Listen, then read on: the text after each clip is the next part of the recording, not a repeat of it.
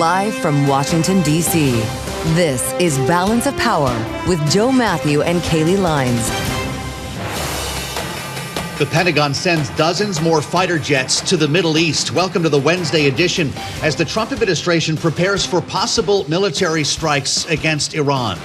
I'm Joe Mathieu alongside Kailey Leinz in Washington. Kailey, this is all unfolding as the administration stages a second day of talks between Ukraine and Russia in Geneva, with the idea of seeking peace in one war and maybe starting another at the same time. Yeah, and yet those talks don't seem like they yielded much in terms of progress, with both sides describing them as somewhat difficult. And as we consider difficulties here, it also appears to be difficult in getting to hammer out the finer details of what an agreement with Iran could look like. We learned yesterday the talks in Geneva led to a general agreement, and yet Iran is going to take 2 weeks to get back to the U.S. On more details of the proposal. The question is the U.S. going to wait 2 weeks before doing something? Because as you point out, Joe, assets are moving, and they're moving in force. Even in the last 48 hours, dozens of fighter jets, attack aircraft, and interestingly, 40 refueling tankers have landed in the region, all in advance of the second aircraft carrier strike group arriving.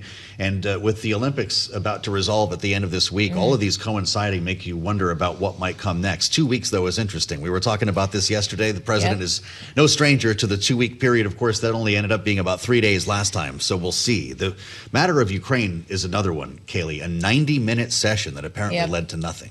Yeah, it was a short meeting today. Apparently, Steve Witkoff and Jared Kushner didn't even attend this one after trying to make some progress in the first day of talks yesterday. So we're going to get into this hour with the former ambassador to Ukraine, who's going to be joining us in studio. We'll speak with William Taylor, the former ambassador. We are laser focused on what is happening in the Middle East in terms of the deployment of U.S. military assets to the region, as President Trump is, pushing for a deal on Iran's nuclear program, but also is warning, or at least sending signals, that use of force is certainly not off the table at this time. The question, of course, for markets, as we're seeing a move higher in oil today of more than 4% on both Brent and WTI, is how realistically close could we be to another potential attack on Iran, knowing we just saw one of these back in June on Iran's nuclear program specifically. We asked this question to a member of the House Intelligence Committee on Balance of Power yesterday evening. Democratic Congressman Raja Krishnamurthy was with us, and this is what he told us. I'm concerned that we're going to potentially end up in another war in the Middle East. We don't want that. The American people don't want that, and that's something that comes out loud and clear. All that being said, Iran should not have a nuclear weapon. It cannot have a nuclear weapon. And I'm glad that there's negotiations also with regard to ending their ballistic missile program and their nefarious activities in the region. But let's do it diplomatically. Let's negotiate this diplomatically in concert with our friends, partners, and allies. Well, even as the administration pursues this diplomatic track, we're just dropping enormous amounts of military hardware into the region. We've already talked about the USS Jerry Ford steaming its way to the region to join the USS Lincoln carrier strike groups. To have 2 aircraft carriers is in itself pretty remarkable. When we now add in the past 48 hours, 48 F-16 fighter jets, 12 F-22s, 18 F-35s, 6 AWACS aircraft to conduct air traffic control in the midst of what could be a huge operation, according to reporting at Axios, a weeks-long operation, and some 40 refueling aircraft. We're gearing up for something. It's unclear what, as we spend some time with an expert on this matter. Our own Christina Ruffini spent many years covering the State Department and the Pentagon and joins us right now, the co-host of Bloomberg This Weekend, live in New York. Christina, it's great to see you. Why would you move this much hardware if you did not plan to use it? That's the thing. You know, sources I've talked to said they are feeling a little better after these talks. Obviously no breakthroughs, but they're feeling a little bit more positive. The caveat is that's a lot of military hardware. And as we've seen historically, when you have these big guns, you tend to want to use them. And people are getting really nervous about this. A couple reasons. One of the theories is the president is bullish on this coming off of a fairly successful maneuver, if you're looking at what he wanted to achieve in Venezuela, Iran is not Venezuela, right? The U.S. has assets. The U.S. has allies throughout the Middle East. That even a wounded Iran, even a limited IRGC can hit back and can hit back badly. So this is where you're getting even some Republicans saying, let's take a more diplomatic approach. But the U.S. is saying to Iran, listen, you've got 2 weeks to come back with a better plan. The question is, do they mean that, or is that lip service? So they can say, look, we tried, we don't like their plan, now we're taking kinetic action. That's something Israel would certainly like to see. We'll have to see where this ends up. Yeah, and we'll have to see if Jared Kushner and Steve Witkoff are the two individuals who are able to bring real progress on the diplomatic front, despite not being diplomats themselves, Christina. But not being diplomats hasn't stopped them from being involved in these talks or the talks that they were brokering between Russia and Ukraine, which after less than 2 hours today, don't seem to have yielded progress in the second day. Are we getting any closer to potential resolution on some of the big sticking point issues, like the issue of territory in Ukraine? Yeah, it's interesting. Maybe they were trying to save air miles, consolidate time. You know, we got 2 negotiations, no waiting. They obviously weren't in the room for a lot of the Iran negotiations, but all the delegations were there, moving from hotel to hotel. The thing with the Russian negotiations, you have to look at them. Zelensky is now accusing Russia of dragging out these negotiations. Mm-hmm. I think it's important to remember that Russia is not negotiating for optics with Ukraine. The person Russia is trying to get to do things in that room is the U.S.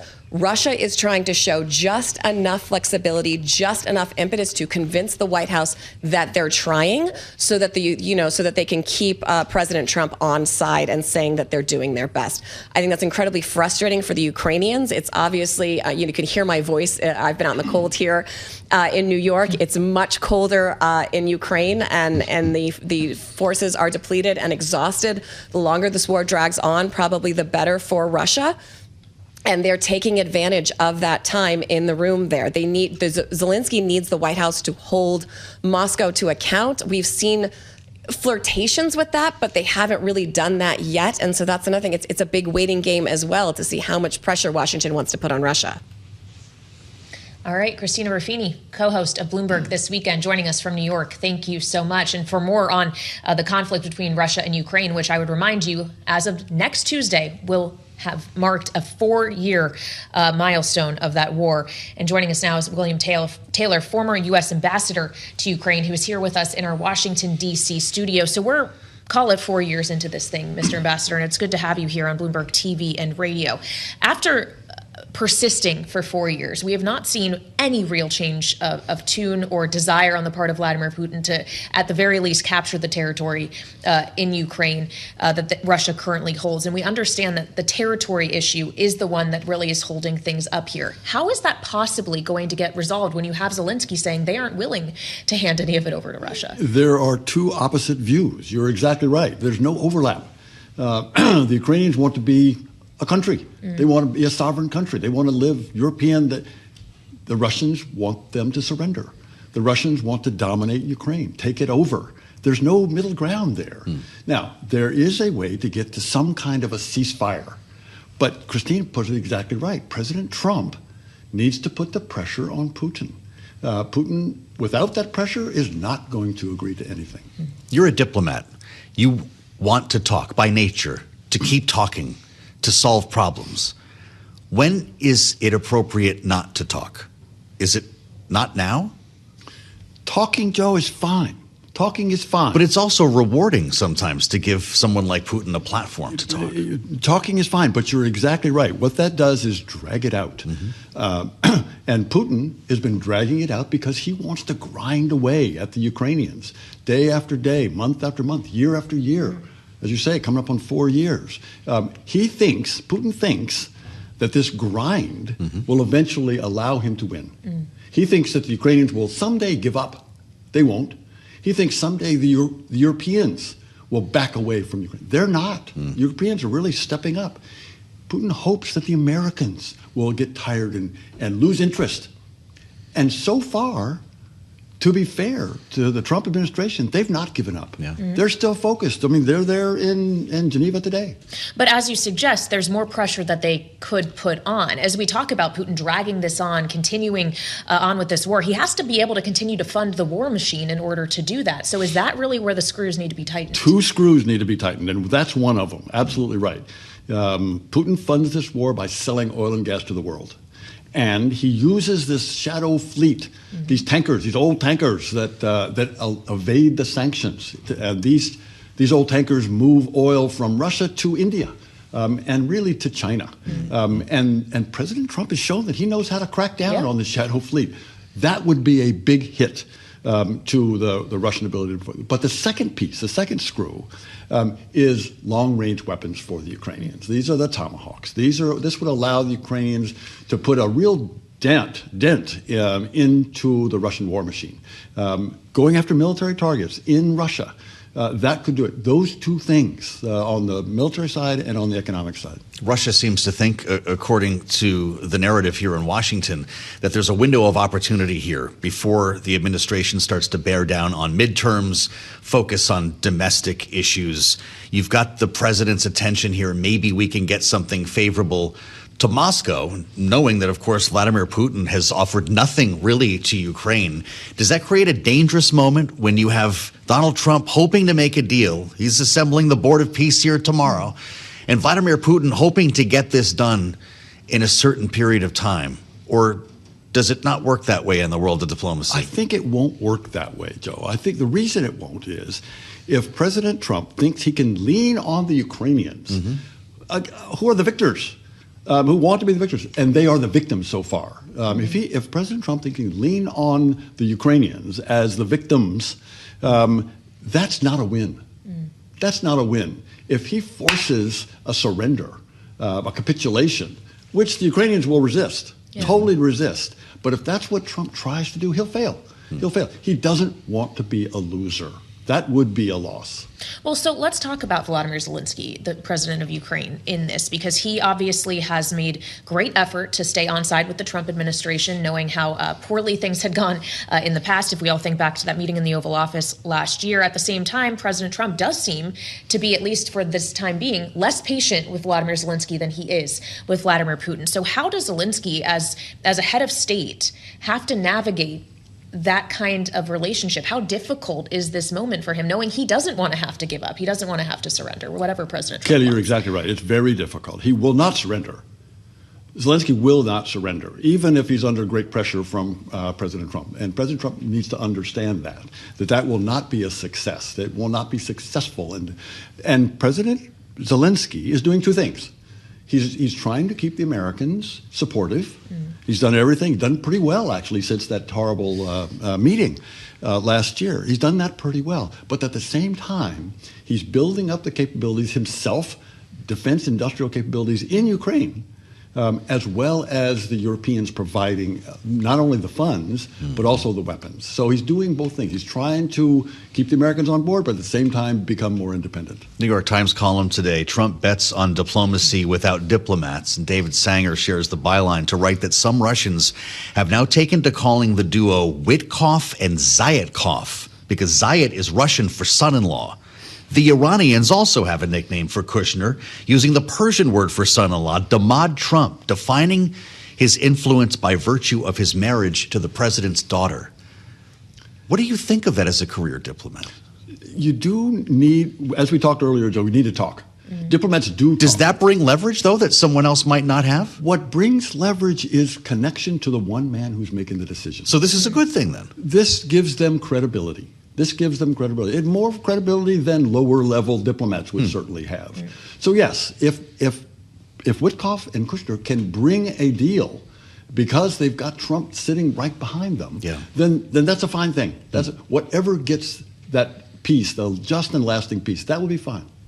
Well, but this is not their exclusive area of focus. As we noted in Geneva yesterday, they went to the Ukraine-Russia talks after the Iran nuclear talks. Is there not some kind of conflict in being able to address these 2 things adequately?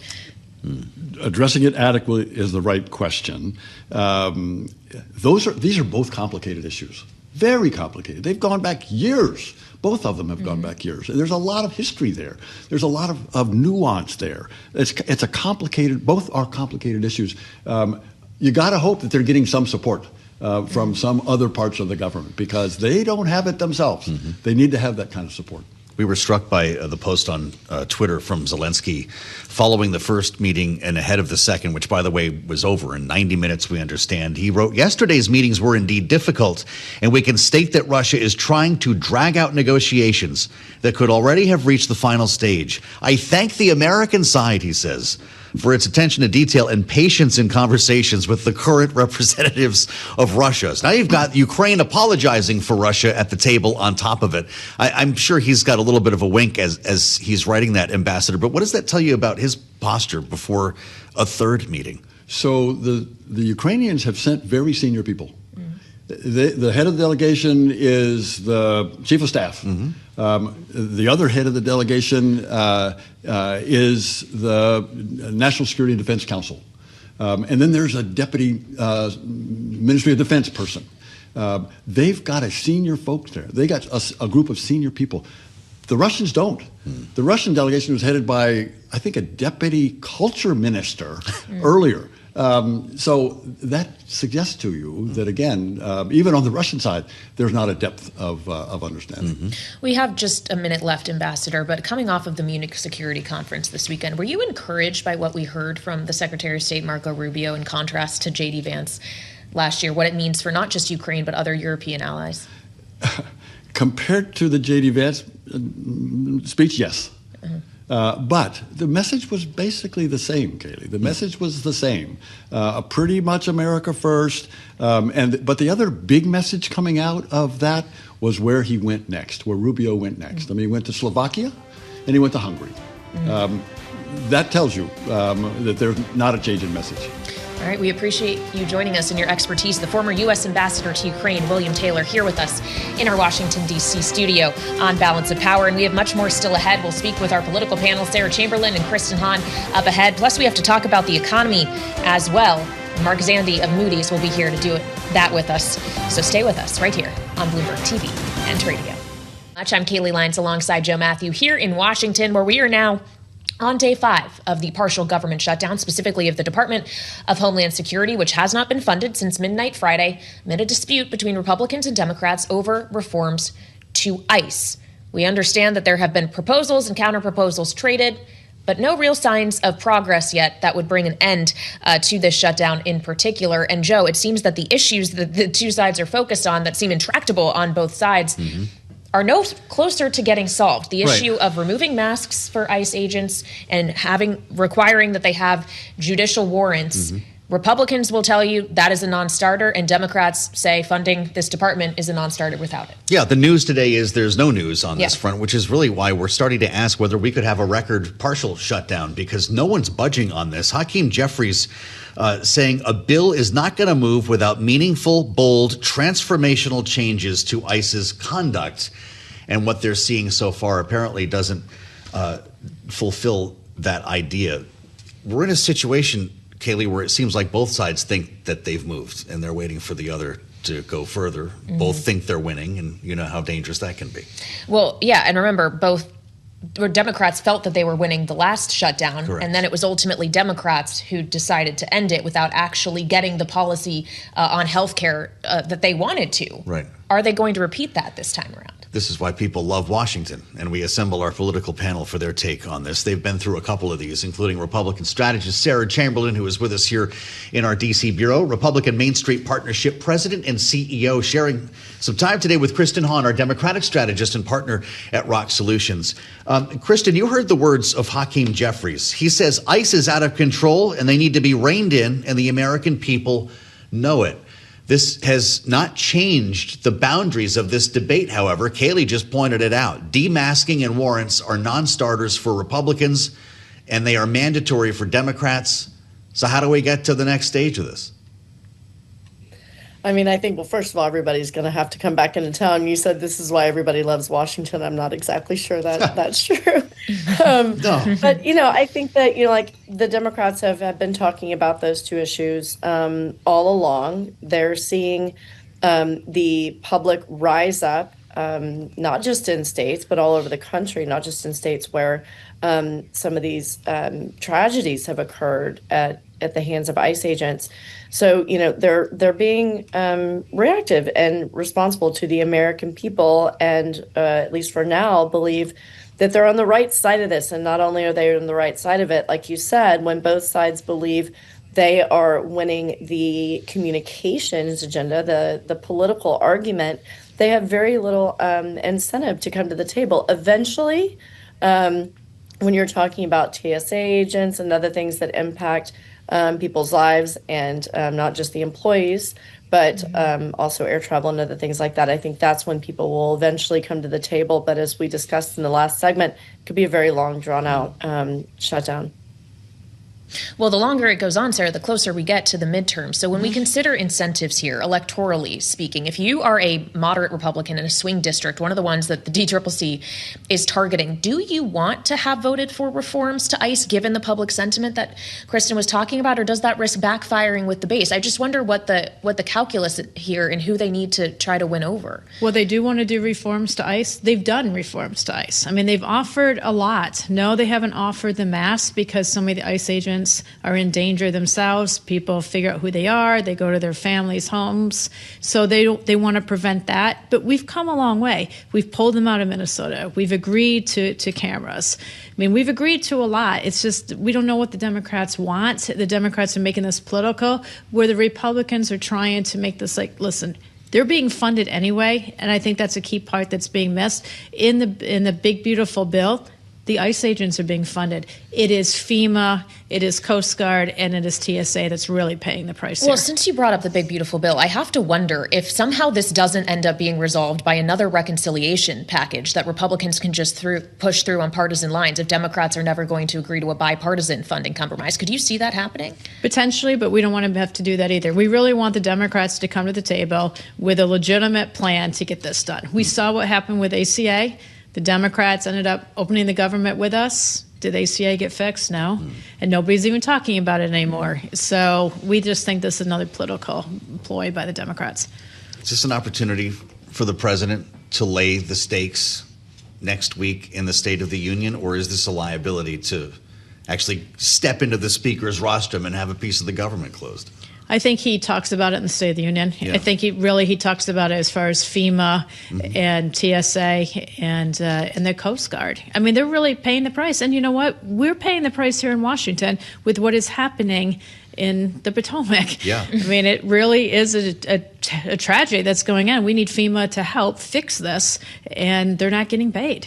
Well, and so this gets back to what you were talking about, Kristen. FEMA, TSA, the Coast Guard, all of these things. For how long, realistically, do you think Democrats are going to be able to withstand knowing that these people serving in these roles are going without paychecks? Can it be longer than 43 days? Would you see that same group of more moderate Democrats saying, all right, I'm folding here. We gotta open this back up?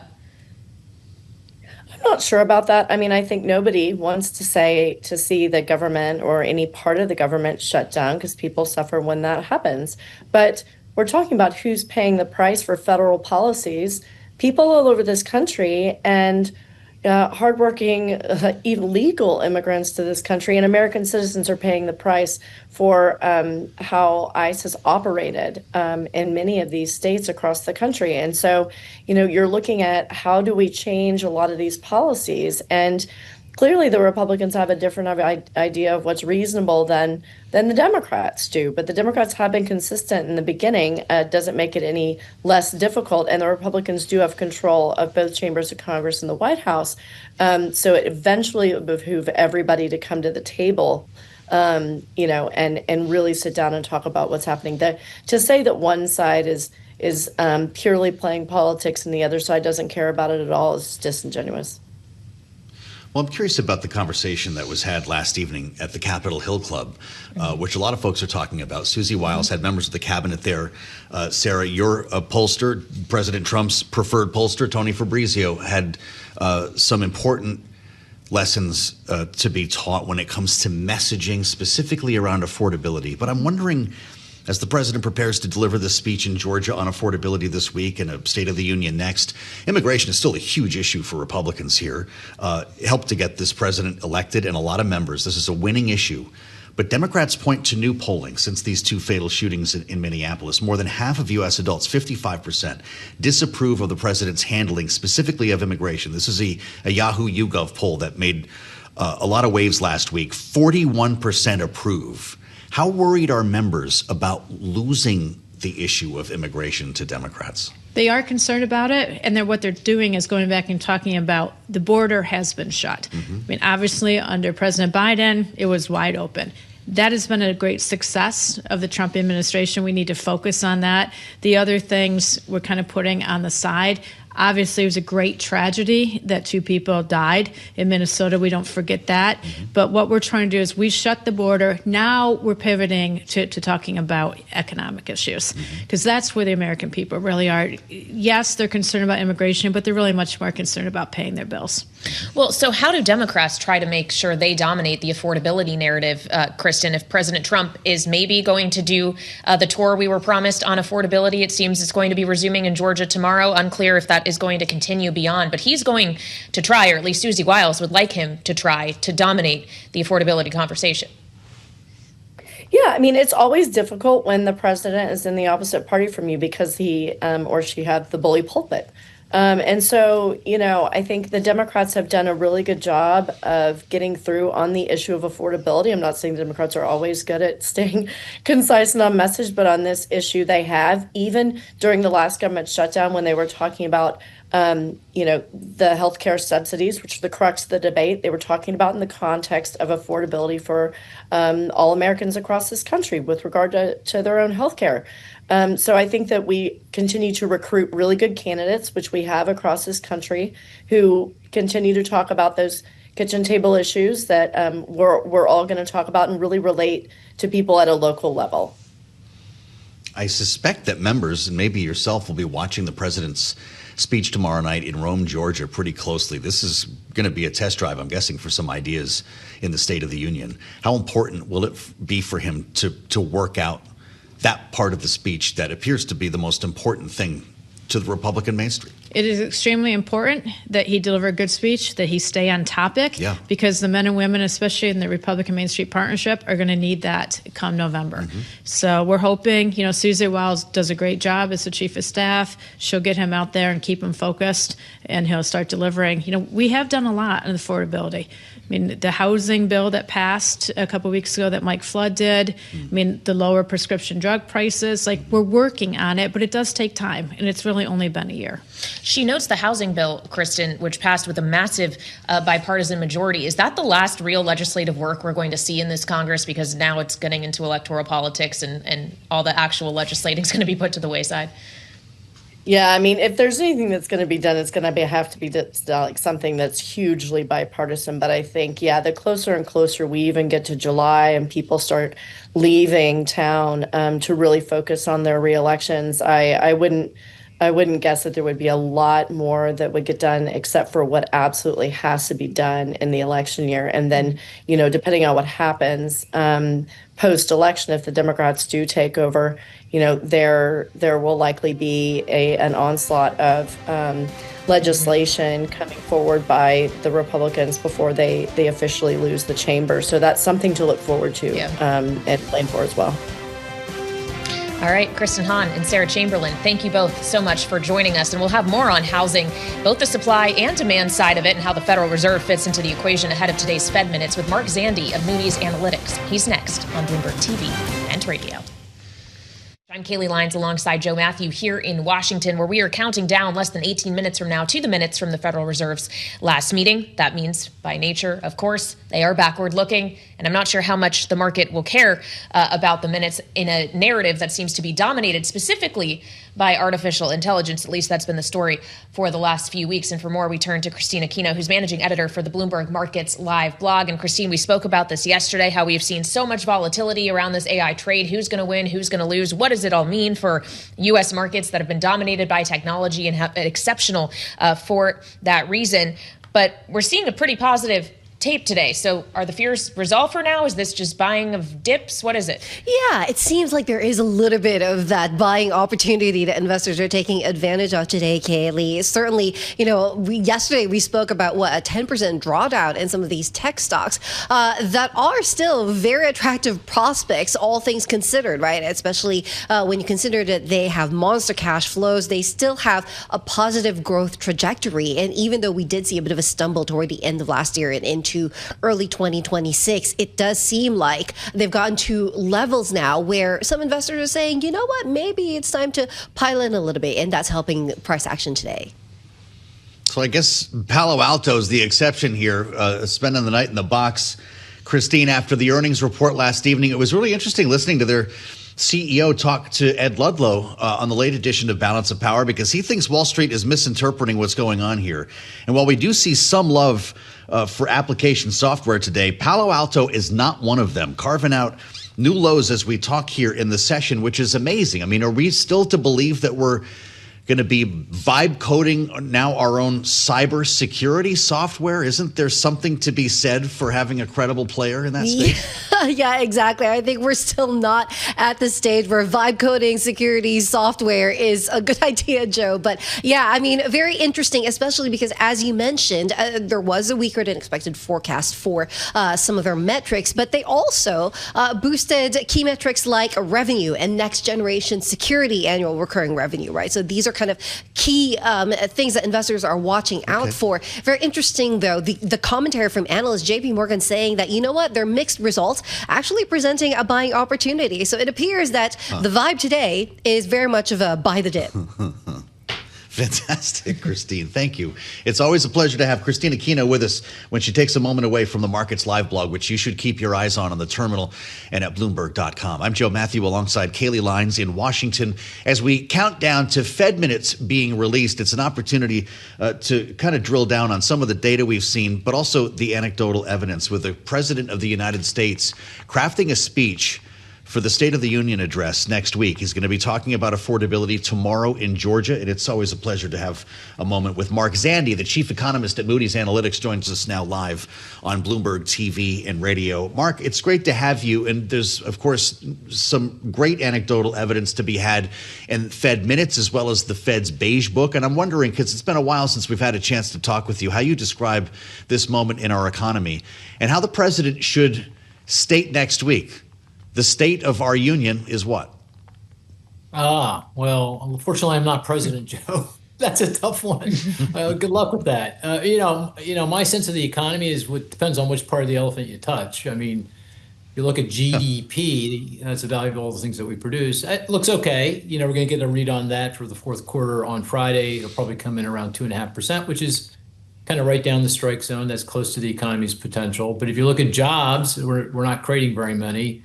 And feels like that's even before artificial intelligence kicks into any kind of gear here in terms of productivity gains. So as we see more of that going forward, I heard you talking about that just now. It's coming.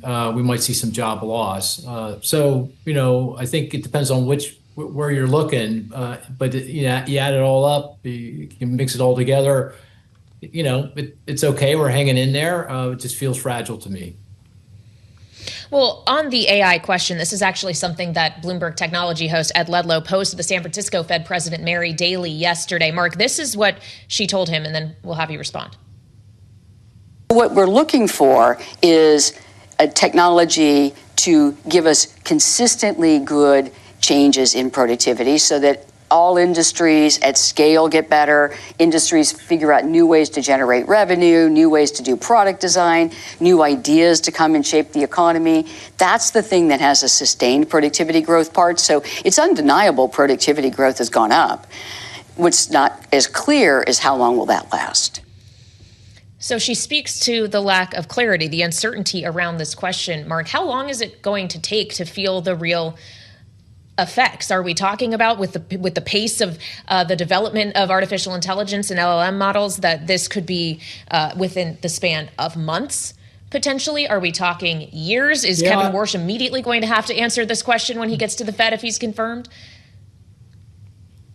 Well, it feels like it's AI and its impacts on productivity growth are early stages. You can kind of sort of feel it in the economy over the past year. You can see it in hiring rates; they're weak. You can clearly see it in the tech sector. Tech jobs are falling, and their tech is on the front line of the impacts of AI. There's been some research that kind of sort of connects the dots, so it feels like it's starting to kick in, but just listening to the technologists and seeing the improvements in the power of these LLM models and the use of agents, it feels like we're going to get a much more significant increase in productivity growth here now going forward. It feels like underlying productivity growth right now, that's non-farm business productivity growth is probably about 2%, which is close to the long run average. But if you told me, we had this conversation a year from now, it's 2.25%. 2.5%. I say that sounds about right to me. So I think we're on the leading edges of that. And Kailey, this goes back to the point I was making earlier. We're not creating any jobs now at 2% productivity growth. What happens if we get to 2.25%, 2.5% over the next year? Will we see enough demand for other things to create enough jobs to keep unemployment down, or are we going to start to see some job loss here? Maybe AI can help to loosen up the or the housing market at some point, Mark Zandi, because there are big questions about where we're going with housing. The president is worried that lowering housing prices will ruin people's nest eggs, and Congress is busy trying to increase not only affordability, but inventory. It's something that we talked to Congressman Mike Flood about. The Republican from Nebraska helped to author a housing bill that just recently passed. In fact, he remarks on how popular this was on Capitol Hill. Listen. 390 votes, 9 no votes. I mean, that is something to celebrate. Unfortunately, it doesn't make the news anywhere on an issue that matters, housing. The good news is in the Senate, they have a near unanimous bill that they've moved to the floor and tried to pass before. And you've got the president who has ideas about housing. So here we have House Republicans and Democrats, Senate House Republicans and Democrats, and the president all saying housing is a priority. If we can't find a deal among those three entities, there's not a deal to be had. Are you encouraged by this effort, Mark Zandi, and is cutting red tape, which essentially what this legislation is aimed at, actually help to loosen up the housing market? Yeah, it's encouraging, Joe. I mean, certainly the bipartisan nature of the legislation, and you had Democrats and Republicans coming together and signing a piece of legislation. A lot of moving parts there. A lot of it is certainly moving in the right direction. None of it's a game changer. That's not a criticism, because there is no game changers here in terms of the housing market. And it took us, since the financial crisis to kind of get into this mess with regard to the severe shortage of affordable housing. It's going to take us a while to get out. So, this is a difficult problem, but it's a good piece of legislation. I mean, just give you a sense of it. In my mind, looking at the plethora of different parts of the legislation, the one thing that stood out was the elimination of the permanent chassis for manufactured housing. Now, that sounds really in the weeds, but that could be really important for manufactured housing. That's about 100,000 units every year. That goes to low middle-income households, really helps with affordability, particularly in the South and the West, where that's a larger part of the housing stock. So, that's the kind of thing that was in the bill. Again, not a game changer, but certainly the direction of travel here very, very positive. Well, and on the subject of direction of travel and timing specifically, this bill obviously is meant to focus on the supply side, actually creating more housing, whereas the kind of rate mechanism from the Federal Reserve is more focused on demand. What happens if addressing the supply side, which to your point seems like it has a longer time horizon, you actually have to get these things built and available to buy, happens at a lag compared with rates potentially going down and unlocking more demand with cheaper mortgages? Could it actually create a much larger problem before it creates the solution? Yeah, great point. This legislation that was passed, it feels really good because it's on the supply side of the housing market to, build more units to alleviate the shortage that we're suffering through. A lot of the other proposals that have come forward, a lot of them from the administration, are on demand side measures. So, for example, a 50-year mortgage or a portable assumable mortgage, or have Fannie Mae and Freddie Mac go out and buy mortgage-backed securities to lower mortgage rates. Right. That juices up the demand side. And, obviously that doesn't help when you're trying to improve affordability and keep prices and rents down. So, This piece of legislation, great. The other stuff, not so much. But fortunately, I think the other stuff, not so much, is not going anywhere. I just don't think that has any kind of legs. So I think we will get some relief here as we move forward. Do you share the president's worries that loosening up the housing market brings prices down and actually invades people's nest eggs? Well, we don't want house prices to decline.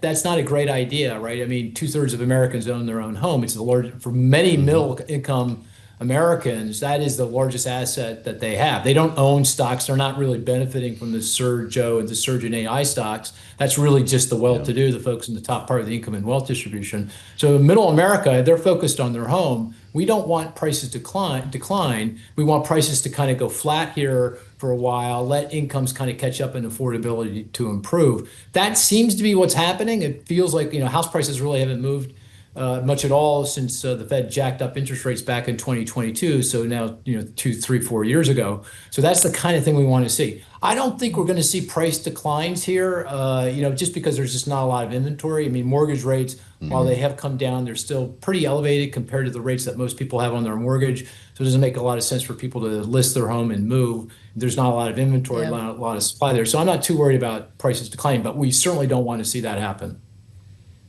Mark, we have less than a minute left, and I know a lot of people just write off the minutes as being too backward looking, but is there something you'll be looking for when those publish 6 minutes from now? Well, what the message is going to be clear that we're not, the preponderance of the members didn't want to cut interest rates. The job market feels like it's stabilizing. Inflation's still too high and sticky. I think the thing that I would like to get out of the minutes, I'm not sure we will, but would like to see is just how strong that sentiment is, how broad-based that is across the committee, because that will say something about what's going to happen here in the next FOMC meeting down the road.